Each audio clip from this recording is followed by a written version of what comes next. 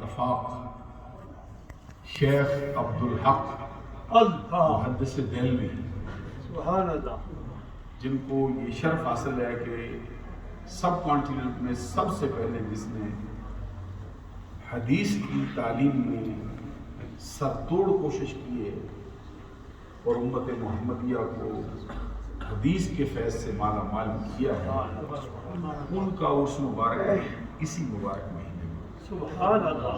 اس کے بعد پھر اولیاء کاملین کے اور علماء کے سردار حضرت امام ربانی مجدد الفسانی فاروقی سبحانی رضی اللہ تعالی عنہ، جن کا بہت اونچا مرتبہ ہے اور اللہ نے ان کو بہت اونچا شان عطا کیا ہے، جنہوں نے اپنے وقت میں وقت کے ظالم اور جابر بادشاہ کے سامنے کلمہ حق کہتے ہوئے حسینی کردار ادا کیا۔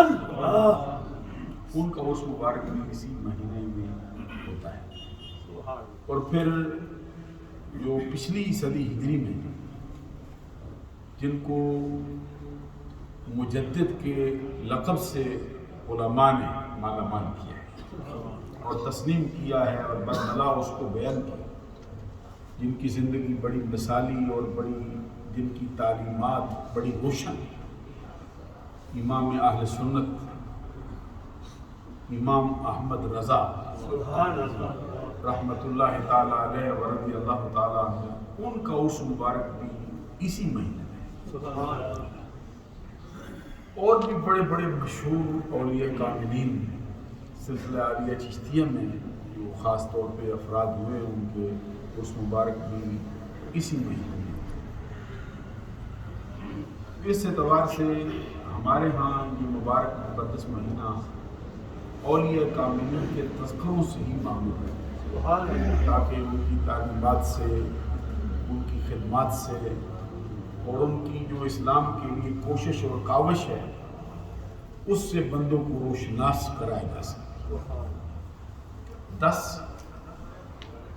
اس مہینے کی 10 تاریخ کو شیخ عبدالحق کا وصال ہوا ہے، 19 کو داتا گنج بخش حجویری کا وصال، 25 صفر المظفر کو امام احمد رضا رحمۃ اللہ علیہ کا وصال، اور 28 صفر المظفر کو حضور مجدد الفسانی رضی اللہ تعالیٰ عنہ کا وصال۔ تو اس اعتبار سے اس مبارک مہینے میں ہمارے علاقوں میں، کہ پورے عالم اسلام میں ایسا نہیں ہوتا ہے، ہمارے علاقوں میں چونکہ ان کی جو خدمات ہیں بہت اونچے درجے پہ ہیں، اس کے پیش نظر پہ ان کا تھوڑا تعارف، ان کی زندگی کی کچھ باتیں، اور چونکہ ان کے ساتھ بہت سے لوگ متعلق ہیں کہ اس کے تذکروں سے اس کو جو ہے وہ گزارا ہے۔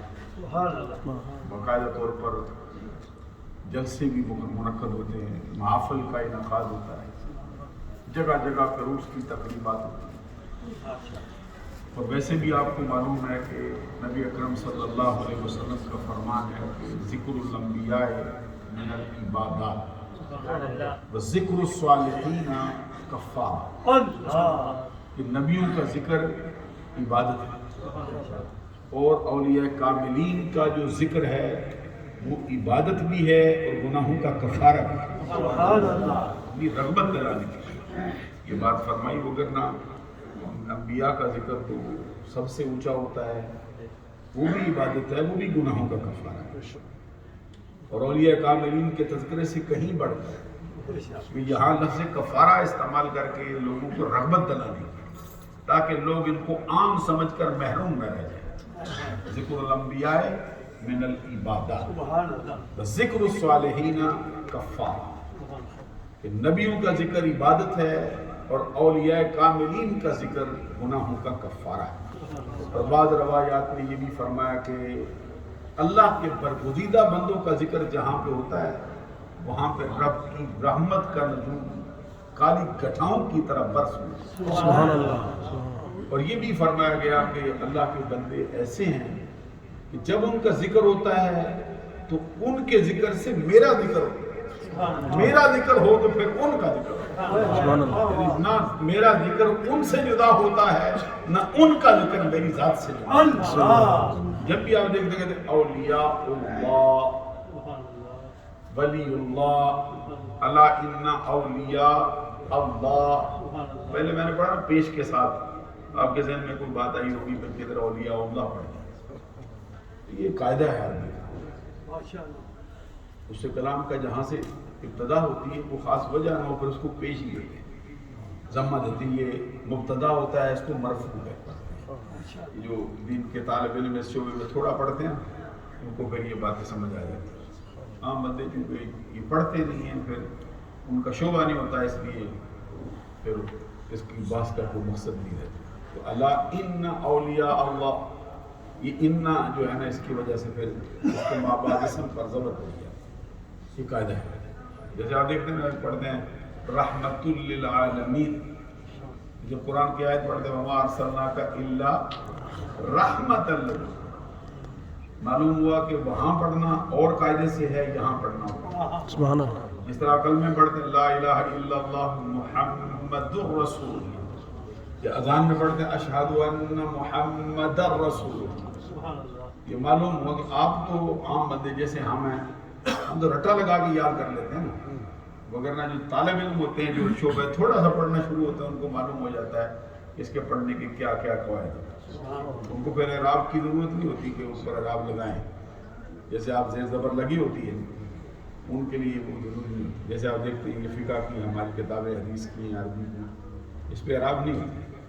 تو پڑھنے والا بندہ فر پڑھتا ہے. بعض اوقات ہمارے طالب علم ایسے پڑھتے ہیں اردو بھی نہیں پڑھ سکتے اتنا جلدی اتنا وہ پڑھتے ہیں. یہ تھوڑی سی مشق کے بعد اللہ تعالیٰ فہم بندے کو کھول دے. تو جیسے ہی کہا گیا نا، جیسے آپ کہتے ہیں بیت اللہ، اچھا بیت اللہ کو کہا گیا تو اس کی اضافت ہوئی، یہ مضاف، تو اس میں جلالت اس کے ساتھ جو ہے یہ مضاف الیہ. اب جو اضافت دیتے ہیں کسی چیز کو اس کی ایک وجہ ہوتی ہے، شرف دینے کے لیے، اس کی بزرگی بڑھانے کے لیے. یہ کس کا گھر ہے؟ مرزا اسد اللہ غالب کا ایک شعر ہے، اس میں وہ بڑی بات کرتا ہے. وہ کہتے ہیں ہر ایک مکان کو مکی سے ہے شرف اسد، ہر ایک مکان کو مکی سے ہے شرف اسد، مجنوں جو مر گیا تو جنگل اداس ہے. آپ کو اس کی توجہ نہیں کیا کیا بات ہے. وہ کہتے ہیں یہ مجنوں ہوتا تھا نا جنگل میں تو پھر یہ جنگل آباد ہوتا. یہ سب کی جھکتی تھی نگاہیں. آپ کا کوئی عزیز رشتہ دار کسی جگہ پہ رہتا ہو تو آپ اس شہر سے بھی محبت کرتے ہیں، اس علاقے سے بھی محبت کرتے ہیں، اس محلے سے بھی محبت کرتے ہیں، اس گلی سے بھی آپ کو محبت ہوتی ہے. تو پھر کبھی ایسا ہوتا ہے زندگی میں وہ شہر چھوڑ دیتا ہے، محلہ چھوڑ دیتا ہے، منتقل ہو جاتا ہے کسی اور مقام پہ، پھر شہر کی وہ کیفیت نہیں رہتی. در و دیوار تو وہی ہوتے ہیں، ہوا بھی وہی ہوتی، فضا بھی وہی ہوتی. تو معلوم ہوا کہ ہر ایک مکان کو مکی سے ہے شرف، مجنوں جو مر گیا تو جنگل اداس ہے. اب وہ بات نہیں رہی. تو اب یہ مسئلہ ہے کہ یہ خود رب ذوالجلال کے ہاں حضرت قاضی ایاز مالکی رحمۃ اللہ علیہ نے اس پہ تبصرہ کیا ہے لا اقسم بہذا البلد وانت حل بہذا البلد. یہ جو شہر کی قسم اٹھائی اللہ نے، کیوں اٹھائی؟ پر پہلے تو فرمایا نہیں قسم نہیں اٹھائی. تو پھر ظاہر ہے یہ لا اقسم بہذا البلد یہ قاعدہ اس کا ہے کہ قسم کے لیے استعمال ہوا اس شہر کی قسم. کیوں قسم ہے؟ آگے جواب وانت حل بہذا، جواب قسم کے ساتھ پھر قسم کے ساتھ پھر جواب قسم. یہ کیوں قسم ہے؟ اور اس لیے کہ تو رہتا ہے نا. نعرہ تکبیر، نعرہ رسالت، شان قرآن، عظمت قرآن. اس لیے قسم ہے نا کہ تیرا بچپن گزرا ہے، اس لیے قسم ہے کہ تیری جوانی ہوئی، اس لیے کہ تو سن بڑھاپے کی طرف بڑھا، اس لیے کہ اس کی ہواؤں اس کی فضاؤں میں تیرے پسینے کی عطر مہکتے رہے، اس لیے کہ اس کی ہواؤں فضاؤں میں تیری گفتگو کی آوازیں آتی رہتی، اس کو تیرے ساتھ نسبت ہے، اس لیے قسم اٹھاتے ہیں۔ تو قاضی یاد مالکی فرماتے ہیں یہ قسم کب تک ہوئی؟ کب تک ہوئی؟ کہتے اس وقت تک ہوئی جب تک رہے مکہ میں۔ جب مکہ چھوڑ کے مدینہ میں آ گئے پھر قسم اس کی تھی، پھر اس کی ہر ایک مقام کو مکی سے۔ مجنوں جو مر گیا تو جنگل اداس، اسی لیے شرف دینے کے لیے کس کا گھر ہے؟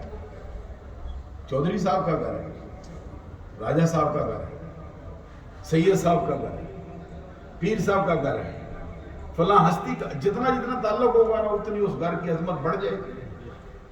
تو جس کا کوئی تعلق نہیں وہ کیا جانے کس کا گھر ہے؟ ہمیں کیا معلوم ہے کہ کون ہے جی، ہم کیا جانے، غرض بھی کوئی نہیں، ہمیں کیا پتہ کون ہے کون نہیں۔ تو جس کا کوئی اس سے تعلق ہے نا پھر اس کا دل اس پر دھڑکے۔ اعلیٰ حضرت امام محمد رضا نے تو خانہ کعبہ کا طواف کیا، تو طواف کر کے پھر وہاں پہ کھڑے ہو کے کہا حاجیو آؤ، اب شہنشاہ کا روزہ کعبہ تو دیکھ چکے، کعبے کا بھی کعبہ دیکھا، معلوم ہوا کہ دیکھیے ہر ایک مکان کو مکی سے ہے شرف۔ مجنوں جو مر گیا تو جنگل اداس، اب وہاں یہ شرف دینے کے لیے اس کی اضافت ہو، اس کا مرتبہ معلوم ہو، اس کا مقام معلوم ہو۔ تو اسی طرح یہ جو عام بندہ ہے ولی کا معنی دوست ہے، کس کا دوست ہے؟ میرا تمہارا دوست ہے تو کون پوچھے گا اس کو؟ ہمارے ساتھ اس کی دوستی ربط ہو گیا کون جانے گا اس کو؟ کسی بڑی ہستی کے ساتھ دوستی ہوگی تو پھر اس کی نسبت چونکہ دوست کس کا ہے؟ فلاں کا دوست، تو جو فلاں کا دوست ہوا نا، جو عظمت اس فلاں کی ہوگی اب اس کے دوست کی بھی اسی کے ساتھ۔ تو یہاں فرمایا الا ان اولیاء اللہ، یہ اللہ کے ولیوں کی بات ہے۔ کیوں کہا؟ تاکہ لوگوں کو معلوم، یہ تمہاری آپس کی دوستی کے شعبے اور ہیں، اللہ کی دوستی کے بندر میں بند گیا آپ اس کا شعبہ ہی اور ہو گیا ہے۔ تو اللہ کے سبب سے پھر بندوں کا اعتناء ہوتا، کیونکہ اس کے دوست ہیں، اس کے ساتھ پیار ہے۔ تو اس کی بنیاد پر پھر یہ فرمایا کہ جب بھی ان کا ذکر ہو، فرمایا ان کے ذکر سے میری یاد آتی ہے۔ ابھی دیکھیے ہم ذکر کرنے لگے ہیں تو پہلے یہ اولیاء اللہ، ولی اللہ، اس کو کہتے ہیں انکمپلیٹ سینٹینس ہے، اس کے مقابلے میں ہوتا ہے یہ کمپلیٹ سینٹینس ہوتا ہے۔ اس کو جو دین کے طالب علم ہوتے ہیں ان کی زبان میں کہتے ہیں یہ مرکب مفید ہے۔ انکمپلیٹ سینٹینس کو کہتے ہیں یہ مرکب غیر مفید ہے۔ تھوڑا آپ کو تیار کرتا ہوں، میں ذکر سنا رہا ہوں آپ۔ انکمپلیٹ سینٹینس، انکمپلیٹ سینٹینس میں پھر اس کی کئی اقسام ہوتی ہیں۔ مرکب مفید ہے، مرکب غیر مفید، مرکب تام ہے، مرکب ناقص ہے، یہ اس کے اسماء ہیں۔ تو یہ مرکب اضافی، یہ مرکب غیر مفید کی ایک قسم ہوتی ہے۔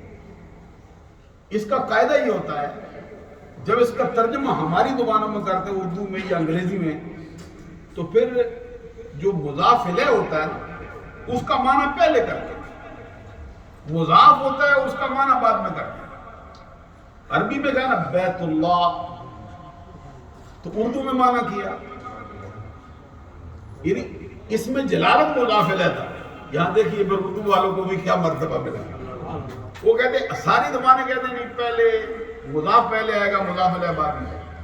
اردو والا کہتا نہیں کیونکہ شان مضاف کی مضاف الیہ سے بڑھتی ہے اس لیے پہلے مضاف الیہ ہوگا، یہ کہتے ہیں اللہ کا گھر۔ تو اب یہ سمجھ آ گئی یہ بات ہم کو کہ جیسے ہی ان کا ذکر ہوا، حضور نبی اکرم صلی اللہ علیہ وسلم فرماتے ہیں میرا رب کہتا ہے کہ جیسے ہی ان کا ذکر ہوا پھر میری یاد آئے گی، جب میرا ذکر ہوگا تو پھر میرے دوستوں کا ذکر بھی ساتھ ہی۔ پھر اللہ رب العزت نے قرآن مجید میں جگہ جگہ اس کے جو محل ہیں وہ بیان کریں۔ میں بھی انشاءاللہ آپ کے سامنے مختلف موضوعات پہ بیان کروں. اب سوال یہ پیدا ہوتا ہے، ترجمہ تو ہم نے ابھی تک نہیں کیا، دونوں آیات میں نے پڑھی ہیں سورہ یونس سے اور پھر آگے جا کے 24ویں پارے سے سورہ حامیم السجدہ سے. اللہ تبارک و تعالیٰ نے بہت سے مقام پہ اپنے بندوں کا ذکر کیا. سبحان اللہ. ہمارے ہاں ان کا ذکر کرنے کی سبب کیا ہے، وجوہات کیا ہے؟ میں پہلے آغاز میں عرض کر چکا ہوں کہ اس کی بہت سی وجہ ہے.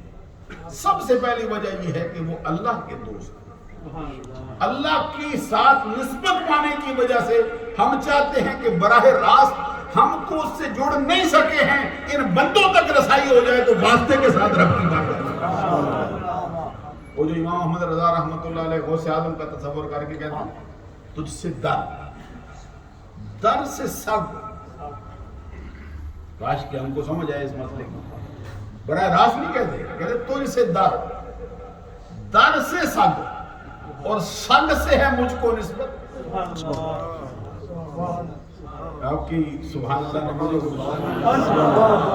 تجھ سے در مسئلہ سمجھو نا. کہ میں حضور ویسے تو باتیں اگر کر کے نکل جاؤں تو ایک لمحے کی بات ہے، میں تو تقریر کرتا ہوں گا لیکن آپ کے ذہن میں یا آپ کے پلے کو پڑے گا نہیں.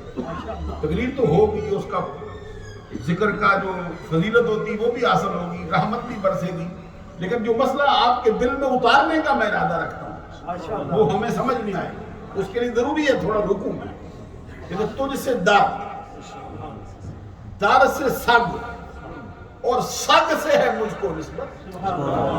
اس کا مطلب یہ ہے کہ تیرے ساتھ نسبت تیرے گھر کو، تیرے گھر کے ساتھ نسبت اس گھر کے دروازے کو، دروازے کے ساتھ نسبت اس پہ بیٹھنے والے کتے کو ہے، اس کتے کے ساتھ نسبت مجھ فقیر کو.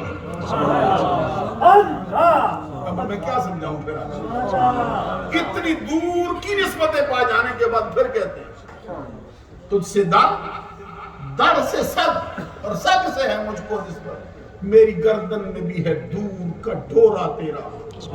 اس نشانی کے جو سگ ہیں وہ نہیں مارے جاتے، حشر تک رہے میرے گلے میں پٹا تیرا. دور کی نسبت بھی مل گئی تو حدیث میں فرمایا جس کو کسی واسطے سے نسبت میرے بندوں سے ہو گئی تو ان کی سفارش ہو جائے گی، پھر بھی بچ کے جنت میں داخل کرے. میں آپ کو یہاں پہ قرآن اور حدیث کی روشنی میں یہ مضمون آپ کے سامنے رکھوں گا. عزیزان گرامی قدر، یہ فرمایا کہ لا یشکا بہم جلیسو، ان کے ساتھ کوئی بندہ اپنی غرض سے بھی بیٹھے نا، ان کی غرض دوستی کی بھی نہ ہو، صرف بیٹھ جائے آگے، غرض اپنی ہو، لا یشکا بہم جلیسو، بدبخت نہیں رہے. وہ جو مشہور روایت ہے یہ فرمایا کہ آپ سنتے رہتے ہیں لیکن اس کے سنانے کا انداز اوروں کا اور ہوتا ہے، اہل سنت کا اور ہوتا ہے. فرمایا یہ ذکر والے بیٹھے تو مکمل ہو گئی ذکر کی مجلس، اللہ کی بارگاہ میں فرشتے آئے، حاضر ہو گئے، تو اللہ نے سب کچھ معلوم ہے اس کے ہاں تو کوئی بات ہی نہیں. تو پھر پوچھا کہاں سے آئے ہو؟ فرمایا فلاں جگہ سے. فرمایا کیا ہوا؟ کہتے ذکر کی مجلس ہے جی. کہتے کون کون آیا؟ فلاں بھی آیا، فلاں بھی آیا، فلاں بھی آیا، فلاں بھی آیا. سب بتا چکے. تو رب نے فرمایا وہ فلاں بھی آیا تھا، سب کے نام لے چکے، اس کا نہیں لیتے. فرشتے کہتے وہ ذکر کے لیے نہیں آئے. کس لیے آیا تھا؟ وہ کہتے کسی اپنے کام کے لیے، کیونکہ وہ بندہ وہاں پہ بیٹھا تھا، اسے اس بندے سے کام تھا، اس کے بغیر اس کا کام نہیں چلتا تھا. تو وہ ذکر کے لیے آتا تو ہم بھی اس کا نام بتا دیتے. تو رب فرماتا ہے آیا تو تھا نا، بس آپ کے بیٹھ گیا، اپنی غرض سے بھی بیٹھا، پھر بھی رحمت سے نوازا. لا یشکا بہم جلیسو، اپنی غرض سے بھی ان کے ساتھ بیٹھے گا بدبخت نہیں. اس لیے فرمایا من تشبہ بقوم فہو منہم، جو کسی قوم کی مشابہت اختیار کرے گا انہی میں سے ہوگا. من کثر صلاۃ قوم فہو منہم، جو کسی قوم کی تعداد کو بڑھانے کی کوشش کرے گا انہی میں سے ہوگا. اور خود حضرت عبداللہ بن مسعود رضی اللہ تعالیٰ عنہ کہتے ہیں میں بیٹھا تھا بارگاہ رسالت، ایک بندہ آیا، اس نے کہا کیف تقول فی رجل احب قوما لم یلحق بہم، یہ صحیح بخاری ہے. کیف تقول فی رجل احب قوما لم یلحق بہم، یہ مسئلہ کسی مفتی صاحب سے نہیں پوچھا گیا، آج کل کے کسی عالم دین سے نہیں پوچھا گیا، یہ معنی نہیں پوچھا جا سکتا، پوچھا جا سکتا ہے، لیکن ہمارے تمہارے مسئلے بتائے ہوئے اس کے اندر کچھ باتیں اور ہوتی ہیں جو مسئلہ مصطفیٰ بتائے وہ رب کی عطا کے بغیر نہیں، جب تک وہ ہوا وہ وحی الہی ہوتا ہے اب بتاتے ہیں۔ سوال پوچھا سرکار آپ اس بندے کے بارے میں کیا کہتے ہیں جو کسی قوم سے نہیں ملا لیکن محبت کرتا ہے؟ بات ہی ختم، نہ ملا ہے نہ دوستی کی ہے نہ چہرہ تکا ہے نہ کبھی بیٹھا ہے، محبت کرتا ہے بس۔ کئی فتقولو فی رجل احب قوما لم یلحق بہم، کیا فرماتے ہیں آپ اس بندے کے بارے میں؟ نہ زمانہ پایا، نہ ان کے پاس بیٹھا، نہ چہرہ دیکھا، نہ صحبت پائی، کیا فرماتے ہو؟